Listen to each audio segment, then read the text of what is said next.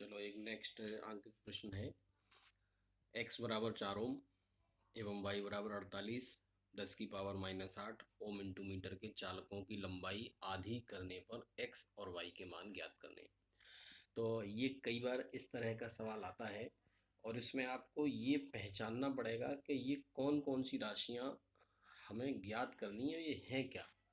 तो चूंकि ये हमें इकाइयां याद होनी चाहिए भौतिक राशियों की, अगर हमें इकाइयां याद है तो हम पता कर सकते हैं कई बार कि ये कौन सी भौतिक राशि है। तो ये x बराबर 4 के बाद ये ओमेगा का साइन है जिसे हम ओम कहते हैं। तो ये x बराबर 4 ओम है और ओम किसका मात्रक है? प्रतिरोध का मात्रक है। तो इसका मतलब हमें एक चालक दिया है x और उसके चालक के लिए x यानी प्रतिरोध कितना दिया है? 4 ओम दिया है। एवं y यानी उसी के लिए प्रतिरोधकता कितनी दी है? 48 इंटू 10⁻⁻8 ओम इंटू मीटर। कैसे पता चला? इस मात्रक से, ओम इंटू मीटर प्रतिरोधकता का, या जिसे हम विशिष्ट प्रतिरोध भी कहते हैं, इसका मात्रक होता है। ठीक है, तो ये हमें दोनों दिए हैं। चालक वही है, चालक नहीं बदला है। उसी चालक के लिए प्रतिरोध दिया है, उसी चालक का विशिष्ट प्रतिरोध यानी प्रतिरोधकता दी है। हमें क्या कहा गया है? अगर हम लंबाई आधी कर दें, लंबाई आधी कर दें तो x और y के मान ज्ञात करना है। तो हमने जैसा कि एक चालक का प्रतिरोध हम जानते हैं R बराबर होता है रो एल अपॉन ए। रो प्रतिरोधकता होती है, एल चालक की लंबाई होती है, ए उसके अनुप्रस्थ काट का क्षेत्रफल। तो हमें x है ना, चालक का प्रतिरोध R की जगह क्या दिया? x। तो ये कितना दिया है? 4 ओम। तो हमें रो एल अपॉन ए यानी R का मान दिया है 4 ओम। ये हमारे पास चालक, इसकी लंबाई l, परिच्छेद का क्षेत्रफल a और इसकी प्रतिरोधकता को हमने कहा मान लो रो है। अगली स्थिति क्या है? चालक की लंबाई को काट के क्या कर दिया? जैसे ये चालक है, इसको हमने आधा काट दिया, तो ये परिच्छेद का क्षेत्रफल तो वही है। इधर से देखो या इधर से देखो, आधा करने पे क्या होगा? लंबाई आधी हुई है, ये इतनी आधी हो गई है और ये वही है। तो ये परिच्छेद का क्षेत्रफल ए डैश बराबर वही है। एल डैश बराबर हो गया लंबाई का आधा एल अपॉन 2 और रो डैश बराबर रो। क्यों? क्योंकि पदार्थ नहीं बदला है, इसलिए रो यानी प्रतिरोधकता या विशिष्ट प्रतिरोध का मान नहीं बदलेगा। क्यों? क्योंकि विशिष्ट प्रतिरोध या प्रतिरोधकता पदार्थ की प्रकृति पर निर्भर करती है, इसलिए रो डैश का मान वही रहेगा। तो आर डैश नया प्रतिरोध हमें ज्ञात करना है आधी लंबाई के बाद। आर डैश बराबर rho dash into L dash upon A dash. Rho dash का मान रो के बराबर, एल डैश का मान एल अपॉन 2 के बराबर है, ए डैश का मान ए ही है। तो रो एल अपॉन ए की जगह रो एल अपॉन ए आ गया और ये अपॉन 2 यहाँ पहुंच गया 1/2। ये रो एल अपॉन ए का मान कितना दिया है? 4। तो यहाँ हमने रख दिया 4, 4/2 यानी 2। तो अब आर डैश यानी एक्स का मान अब क्या हो गया? 2 ओम हो गया। यानी चालक की लंबाई आधी करने पर प्रतिरोध क्या हो गया? आधा हो गया है। लेकिन प्रतिरोधकता के मान में कोई परिवर्तन नहीं आएगा, क्योंकि वो तो पदार्थ की प्रकृति पर निर्भर करता है। इसलिए y का मान वही होगा 48 इंटू 10⁻⁻8 ओम इंटू मीटर। प्रतिरोध ताप गुणांक। प्रतिरोध ताप गुणांक हम किसको कहते हैं? प्रतिरोध ताप गुणांक का जो संकेत है वो अल्फा है, मात्रक प्रति डिग्री सेंटीग्रेड होता है। अब देखो कहते किसको हम? परिभाषित करने के पहले एक उदाहरण बता दें आपको। एक चालक है, इस चालक का ताप मान लो 0 डिग्री सेंटीग्रेड है और इस ताप पर इसका प्रतिरोध कितना है? 1 ओम है। अगर हमने 0 डिग्री सेंटीग्रेड के चालक के ताप को, यानी 0 डिग्री सेंटीग्रेड वाला जो चालक है इसके ताप को हमने क्या कर दिया? 1 डिग्री सेंटीग्रेड बढ़ा दिया। तो 1 डिग्री सेंटीग्रेड बढ़ाने पर इसका जो प्रतिरोध 1 ओम था, अब जो वृद्धि हुई है प्रतिरोध के मान में, उसी वृद्धि को ही हम प्रतिरोध ताप गुणांक कहते हैं। परिभाषा क्या है? 0 डिग्री सेंटीग्रेड पर 1 ओम प्रतिरोध वाले चालक तार के ताप को, चालक तार जो है उसके ताप को 1 डिग्री सेंटीग्रेड बढ़ाने पर उसके प्रतिरोध में जो वृद्धि होती है उसे तार के पदार्थ का प्रतिरोध ताप गुणांक कहते हैं। इसका मात्रक प्रति डिग्री सेंटीग्रेड होता है। अगर हम ये कहें किसी चालक के लिए 0 डिग्री सेंटीग्रेड पर और T डिग्री सेंटीग्रेड पर प्रतिरोधकताओं के मान या विशिष्ट प्रतिरोध के मान रो जीरो व रो टी। रो जीरो किसके लिए है? 0 डिग्री सेंटीग्रेड के लिए। और टी किसके लिए है? ये रो टी किसके लिए है? T डिग्री सेंटीग्रेड के लिए। अगर हो तो प्रतिरोधकता T डिग्री सेंटीग्रेड पर रो टी बराबर rho zero 1 plus alpha into T, जहाँ अल्फा क्या है? प्रतिरोध ताप गुणांक है। इसी प्रकार हम प्रतिरोध के सूत्र को लिख सकते हैं। T डिग्री सेंटीग्रेड पर प्रतिरोध है, ये 0 डिग्री सेंटीग्रेड पर प्रतिरोध है, तो ये तापमान जितना बढ़ाया जिस पर ये RT आया है, तो RT बराबर R0 1 plus alpha into T. आगे चालकों के लिए या धातुओं के लिए अल्फा का मान धनात्मक होता है। तो वो प्लस लिखा है हमने अल्फा के पहले, ये जानबूझ के लिखा गया, अगर नहीं लिखते तो भी प्लस होता।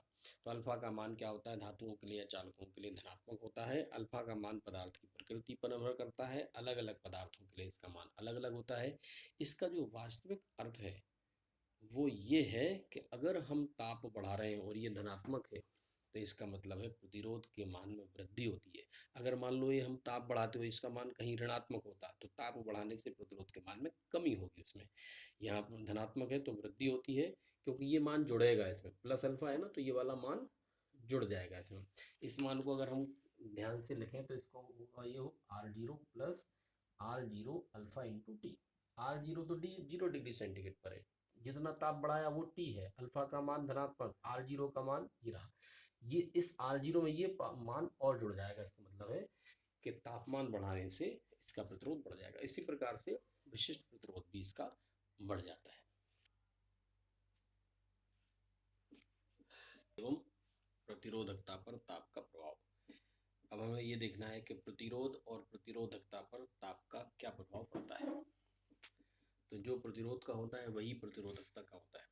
सबसे पहले हम देखते हैं, तीन चीजों के लिए देखना है हमें, चालकों के लिए देखना है, विद्युत रोधी यानी कुचालकों के लिए देखना है, और तीसरा अर्धचालकों के लिए देखना है।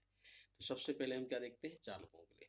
तो जैसा कि हम जानते हैं प्रतिरोधकता रो बराबर m upon N E square tau bar, जहाँ m क्या है, इलेक्ट्रॉन पर का द्रव्यमान है, n एकांक आयतन में इलेक्ट्रॉनों की संख्या है, ये इलेक्ट्रॉन पर आवेश है, और टाउ बार जो है वो विश्रांति काल है, औसत मान। तो हम क्या देखते हैं कि जब हम ताप बढ़ाया, ये क्या लिखा है, ऊपर का निशान बढ़ता है और नीचे का निशान घटता है। ऊपर की तरफ कोई चीज जाती तो बढ़ती है, नीचे जाती तो घटती है। तो ये लिखा है, देखो ये संकेतों के अर्थ है। ताप को हमने बढ़ाया, ताप बढ़ाने से विश्रांति काल घटता है। क्यों घटता है, ताप बढ़ाने से इलेक्ट्रॉनों की गतिज ऊर्जा बढ़ेगी, गति बढ़ेगी तो समय कम लगेगा, तो समय कम लगेगा तो विश्रांति काल क्या होगा, टक्करों में जो समय लगेगा वो कम लगेगा। तो ताप बढ़ाया, विश्रांति काल घटा, अतः रो का मान बढ़ा। देखो ये मान घटा तो ये बढ़ा, रो बढ़ा यानी प्रतिरोधकता बढ़ी तो प्रतिरोध भी बढ़ेगा। और प्रतिरोधकता और चालकता एक दूसरे में व्युत्क्रमानुपाती होते हैं, क्योंकि हम क्या जानते हैं, रो बराबर होता है 1/, सिग्मा के। तो अगर एक चीज बढ़ेगी तो दूसरी घटेगी, ये बढ़ेगी तो ये घटेगी, तो ये बढ़ रहा है तो ये घटेगा। तो चालक पदार्थों के लिए जब हम ताप बढ़ाते हैं तो प्रतिरोधकता बढ़ती है, प्रतिरोध भी बढ़ता है, लेकिन चालकता घटती है। तो अल्फा का मान क्या होता है चालकों के लिए, धनात्मक, क्योंकि अल्फा का मान जिसके लिए धनात्मक होता है, हमने पिछले वीडियो उसमें बताया था कि अल्फा का मान जिसके लिए धनात्मक होता है उसके लिए ताप बढ़ाने पर प्रतिरोध और प्रतिरोधकता दोनों बढ़ते हैं। अब चलते हैं हम विद्युत रोधी के पास। विद्युत रोधी या कुचालक बताओ, उसके सूत्र आता है रो बराबर रो जीरो ई की पावर, ये स्मॉल ई है, स्मॉल ई की पावर Eg अपॉन 2 kBt, जहाँ Eg ऊर्जा अंतराल है, kB वोल्ट्स में नियतांक है, और T परमताप है। कुचालकों के लिए अल्फा का मान ऋणात्मक होता है, तो इसका ठीक उल्टा है। यानी इसका मतलब है कुचालकों के लिए अगर हम ताप को बढ़ाएंगे, क्या होगा, ताप को बढ़ाएंगे, ताप बढ़ाने से क्या होगा, उल्टा होगा, यहाँ बढ़ रहा था रो और यहाँ रो घटेगा, रो का मान घटेगा, तो आर का मान भी घटेगा, सिग्मा का मान बढ़ेगा। तो समझ में आया। विद्युत रोधी पदार्थ कुचालकों के लिए अगर हम ताप को बढ़ाते हैं तो ताप बढ़ाने से रो का मान घटता है, आर का मान घटता है, और सिग्मा का मान बढ़ता है। यानी प्रतिरोध भी घटता है, प्रतिरोधकता घटती है, लेकिन चालकता बढ़ जाती है। किसके लिए, कुचालक पदार्थों के लिए। तीसरा आता है अर्धचालक, ये ग्राफ दिया है, ये मान पहले के लिए दिया है। अर्धचालकों के लिए क्या है, ताप को बढ़ाया, ताप बढ़ाने से अर्धचालक में क्या होता है, सहसंयोजी बंध जो टूटते हैं उनकी संख्या बढ़ जाती है।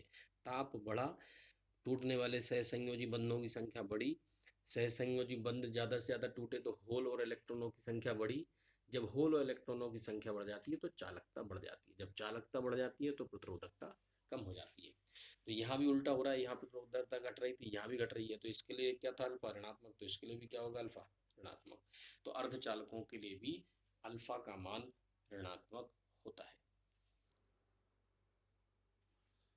अति चालकता, सुपर कंडक्टिविटी।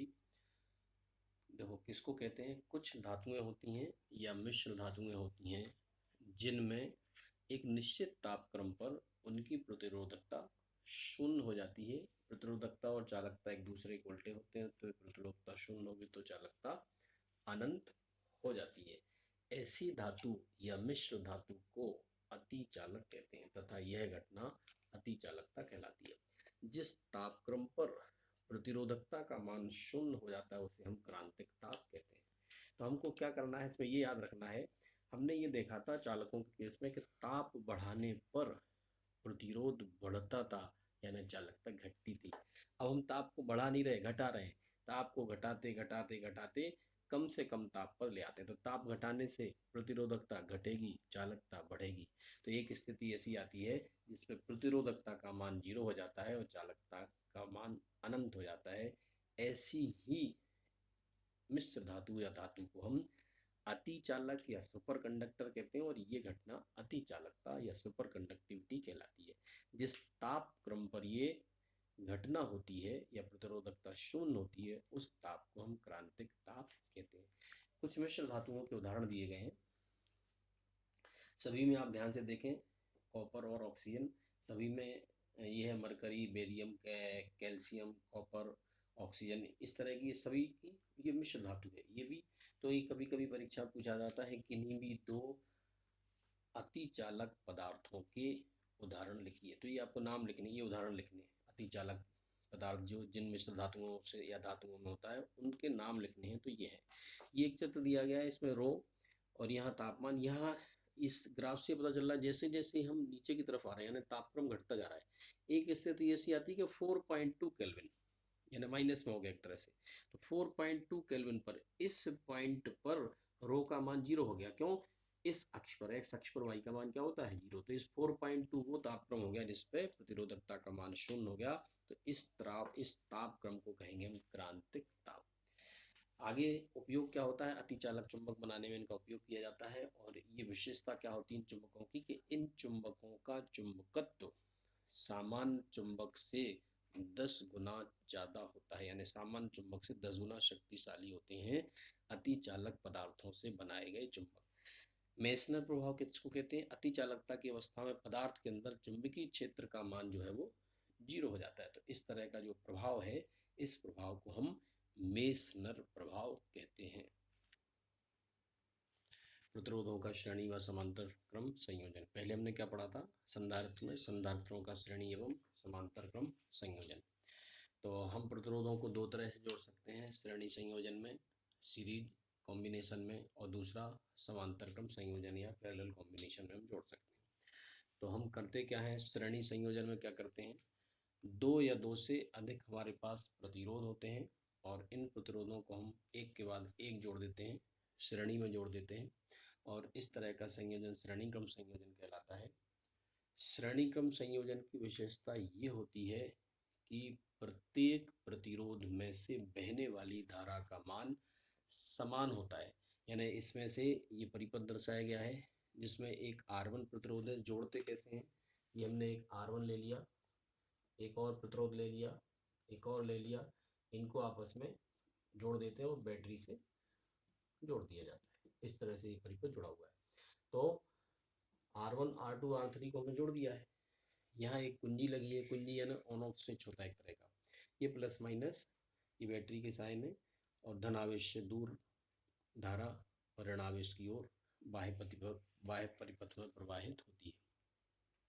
अगर हम ये कहें बैटरी का विभवांतर V हो, बहने वाली धारा I हो, प्रत्येक प्रतिरोध के सिरों पर विभव पतन या विभवांतर V1 R1 के सिरों पर V1 है, R2 के सिरों पर V2 है, R3 के सिरों पर V3 है, तो ओम का नियम क्या कहेगा, यहाँ पे जब हम ओम का नियम लगाएंगे इसमें से बहने वाली धारा I, यहाँ विभवांतर V1, प्रतिरोध R1, तो I इंटू R1 बराबर V1 के, तो ये आ गया V1 बराबर IR1।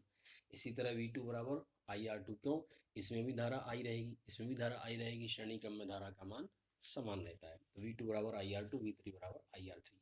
अगर हम ये कहें A बिंदु और B बिंदु के मध्य, दोनों बिंदुओं के मध्य जो विभव पतन है ये V, दोनों बिंदुओं के बीच कितना विभव पतन है, ये पूरा का पूरा जो बैटरी का जो विभव है वो ए और बी के मध्य यहाँ पर पूरा का पूरा विभव पतन हो जाएगा। तो दोनों के बीच विभवांतर कितना है, वी है, और पूरे संयोजन का तुल्य प्रतिरोध क्या हो, are E Q. E Q ये क्या है, अंग्रेजी का पूरा वर्ड होता है इक्विवेलेंट,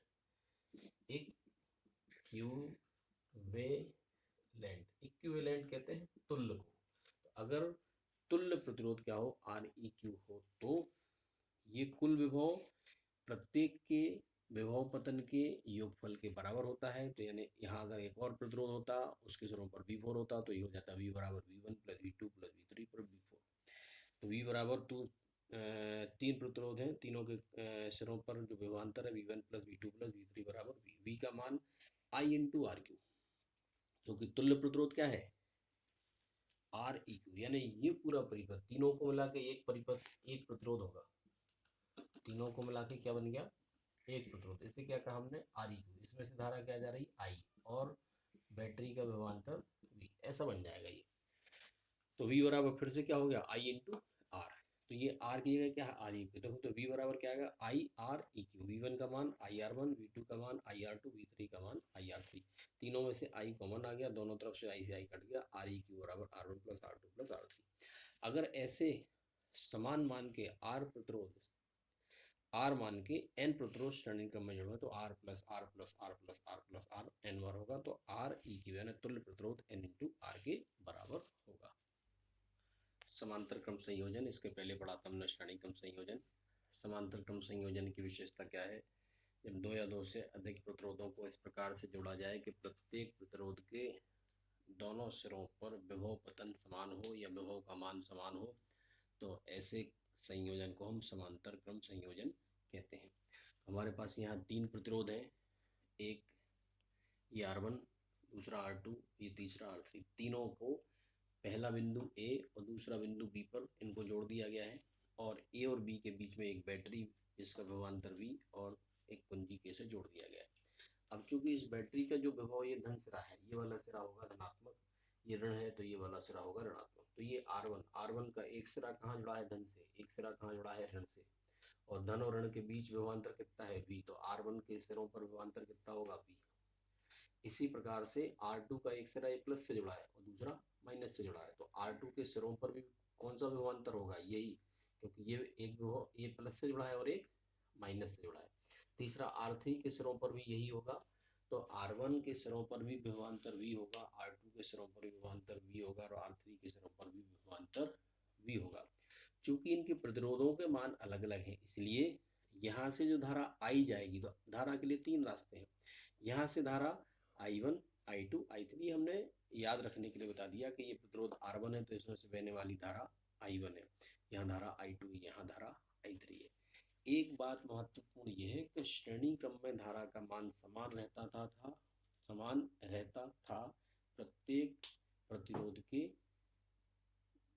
प्रतिरोध में से बहने वाली धारा का मान समान रहता था, लेकिन विभव का मान प्रत्येक प्रतिरोध के सिरों पर अलग अलग होता था। यहाँ उल्टा है, यहाँ प्रत्येक प्रतिरोध के सिरों पर विभव समान है, लेकिन धारा का मान अलग अलग है। अगर हम ये कहें ये कुल धारा I तीन भागों में बट गई, I का मान I1, I2 और I3, तो इसका मतलब कुल धारा I बराबर I1 plus I2 plus I3। अब हम ये कहें इसके प्रतिरोध पर विभव कितना है, V1 है, तो V, ये विभव कितना है, V, यहाँ पर भी V, यहाँ पर भी V। इसका मतलब है इस सिरे और इस सिरे के बीच ये प्रतिरोध R1 है, ये वाला सिरा A से जुड़ा है, ये B से जुड़ा है, इनके बीच जो विभव है वो V है, और ये R1 है। इसी तरह R2 पे भी V है, R3 पे भी V है, तो V बराबर I1 R1, V बराबर IR किससे होता है, ओम के नियम से, V बराबर IR, तो V बराबर I1 R1, तो I1 बराबर R1 का भाग हो गया V अपॉन R1। इसी प्रकार V बराबर I2 R2, या I2 बराबर I2 निकालोगे R2 का भाग हो गया V अपॉन R2। इसी प्रकार V बराबर I3 R3, I3 बराबर V अपॉन R3। अगर हम ये कहें इन तीनों को मिला के एक प्रतिरोध बना है, और उस प्रतिरोध को कहा हमने आर ई क्यू यानी तुल्य प्रतिरोध, तो परिपथ कैसा हो जाएगा, ये तीनों हट जाएंगे, इसकी जगह क्या आ जाएगा, ये आ जाएगा, और ये धारा ये रही, ये बिंदु ए, ये बिंदु बी, ए और बी के बीच आ गए ये तुल्य प्रतिरोध, ये विभवांतर। तो अब इसके लिए V बराबर आई क्या आएगा, V बराबर आई इंटू आर। तो इसके लिए क्या आया, V बराबर आई इंटू आर। ये आर ई क्यू। तो यहाँ से आई बराबर क्या मिला, V upon R E Q. तो ये इसे कहा 1 2 3 4 5, ये पांचों समीकरण यानी 2 3 4 5 का मान एक में रखना है। I1 का मान ये रहा, I2 का मान, I3 का मान, I का मान। तो I की जगह क्या आएगा, वी अपॉन आर क्यू, ये आ गया we upon are Q. I1 की जगह क्या है, वी अपॉन आर वन, ये रहा we upon are, plus I2 की जगह V upon R two, plus I3 की जगह वी अपॉन आर थ्री। ऊपर से v कॉमन आ गया, 1 upon R one plus 1 upon R two plus 1 upon R three, दोनों तरफ से v कट गया। अब हमें क्या मिला, 1 upon R equal to 1 upon R one plus 1 upon R two plus 1 upon R three. अगर ये प्रत्येक प्रतिरोध R1 R2 R3 का मान क्या हो, R हो, और ऐसे n प्रतिरोध समांतर क्रम में जुड़े हो, तो तुल्य जो प्रतिरोध होता है वो आर ई क्यू बराबर आर अपॉन एन के बराबर होता है।